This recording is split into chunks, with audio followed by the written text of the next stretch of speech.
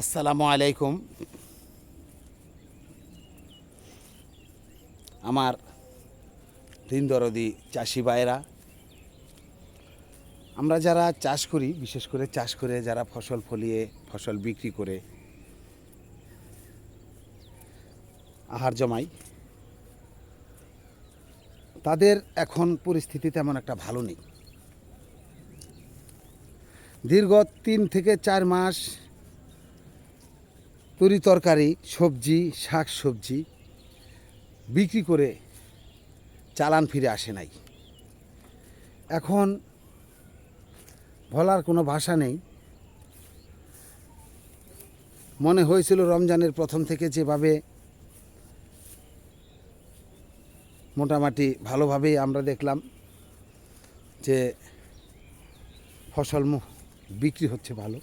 আমার পেছনে যে দেখতেছেন এই পাট শাক ক্ষেত, যে পরিমাণ যেভাবে রৌদ্র উঠতেছে, রোদের তাপে মাটি গরম হয়ে হাহাকার হয়ে কান্নার মতো শব্দ পাচ্ছি মাটি থেকে, যে মাটি আগুনে জর্জরিত। তো আমি সংযোগ করছি আপনাদের মাঠ থেকে।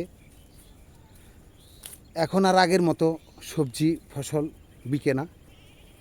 একটা কৃষক তার সমস্ত কিছু দিয়ে চেষ্টা করে যে যেন সে ভালোভাবে ফসলটা হয় এবং বিক্রি করে কিছু টাকা পায়। মনে করেন আমি খুব ভালোভাবে ফসলটারে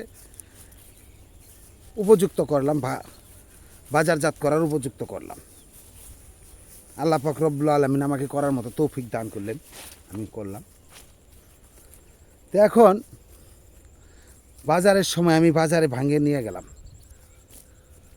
দেখলাম 5 টাকা আটি, 4 টাকা আটি।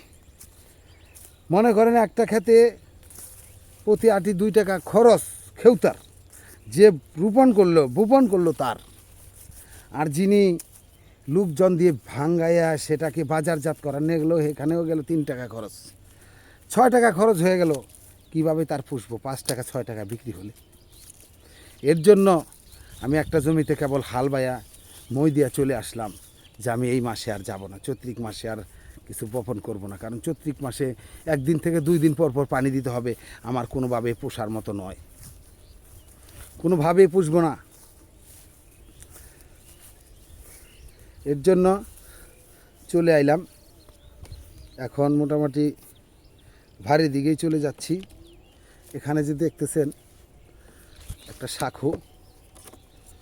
সাঁকোটা আমি পার হচ্ছি, নদীর পানি ঝলমল করছে, দেখতেছেন।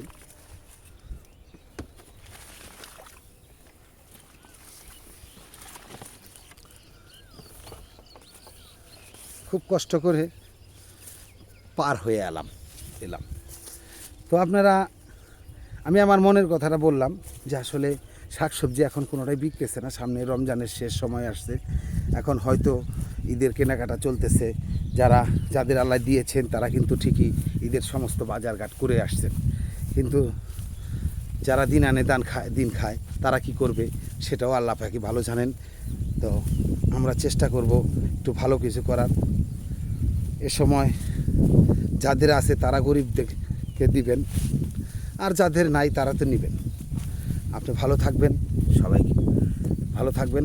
আজকে এ পর্যন্তই। আল্লাহ হাফেজ। আসসালামু আলাইকুম ওয়া রাহমাতুল্লাহি ওয়া বারাকাতুহু।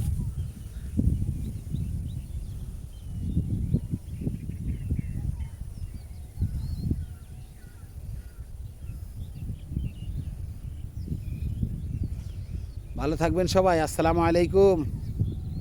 কমেন্ট করবেন, লাইক দিবেন, আমার এই বর্ষা এনজিএল চ্যানেলটাকে সাপোর্ট করবেন। আসসালামু আলাইকুম।